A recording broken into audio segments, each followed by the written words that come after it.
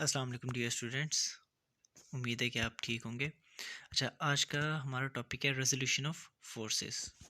Last time हमने पढ़ा था कि हम वेक्टर्स फोर्सेस को किन दो तरीक़ों से ऐड कर सकते हैं।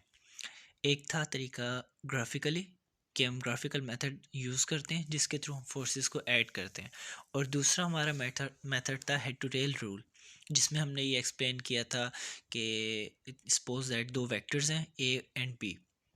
ए वेक्टर का एरो हेड बी वेक्टर के टेल से कनेक्टेड होना चाहिए, ठीक है। और दोनों को जब दोनों को एडअप करेंगे तो उससे हमारा एक रिजल्टेंट वेक्टर जनरेट होता है। वो रिजल्टेंट वेक्टर इस तरह कनेक्टेड होना चाहिए कि वेक्टर ए का जो टेल है वो रिजल्टेंट के एरो से अटैच हो, एरो हेड से, और जो बी का वो है टेल है वो उसके एरो से अटैच हो।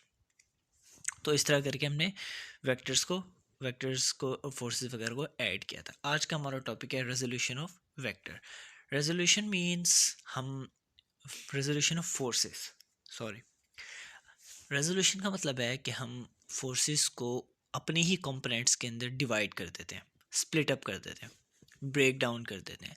तो अब इसकी डेफिनेशन पढ़ते हैं। सबसे पहले आप देखें, the process of splitting up vectors into their components force is called resolution of forces. If a force is formed from two mutually perpendicular components, then such components are called its perpendicular components. अब वो कहना क्या चाह रहा है कि अगर हम फोर्सेस को अपने ही कंपोनेंट्स के अंदर स्प्लिट अप कर दें, डिवाइड कर दें, ब्रेक डाउन कर दें, डिकम्पोज कर दें, कोई भी आप रिजॉल्व कर दें, कोई भी आप नाम यूज़ कर लें, तो उस प्रोसेस का नाम होता है resolution of forces.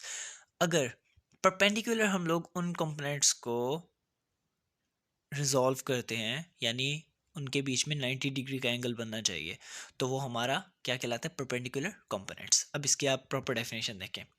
Splitting up of a force into two mutually perpendicular components is called resolution of that force.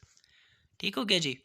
यानी फोर्स को अपने ही कंपोनेंट्स में परपेंडिकुलरली हम स्प्लिट अप करते हैं तो वो हमारा रेजोल्यूशन ऑफ फोर्स कहलाता है। अब ये देखें, अब एक्स एक्सिस के अलोंग हमारी हमेशा एफ ऑफ एक्स फोर्स लगेगी, और वाई एक्सिस के अलोंग हमारी हमेशा एफ ऑफ वाई फोर्स लगेगी। दोनों को एडअप करेंगे तो हमारा एक सिंपल एफ जनरेट हो जाएगा, जिसको हम रिजल्टेंट वेक्टर कहते हैं, रिजल्टेंट फोर्स। ठीक हो गया।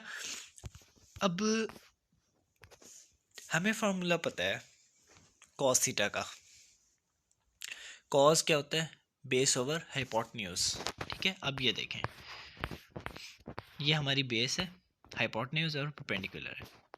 ये देखें, कॉस बेस ओवर हाइपोटेन्यूज, यहाँ पे क्या बनेगा, ए सी ओवर ए बी, ठीक है।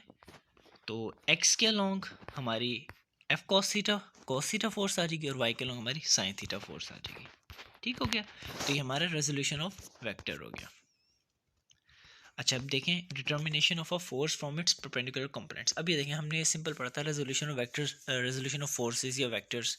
कॉन्सेप्ट दोनों का सेम है, सिर्फ नाम का डिफरेंस है कि वेक्टर बेसिकली, फोर्स भी तो एक वेक्टर क्वांटिटी है ना, तो हम लोग उसको फोर्स का या एज एन जनरली वेक्टर बोल रहे हैं, उसमें कोई मसला नहीं।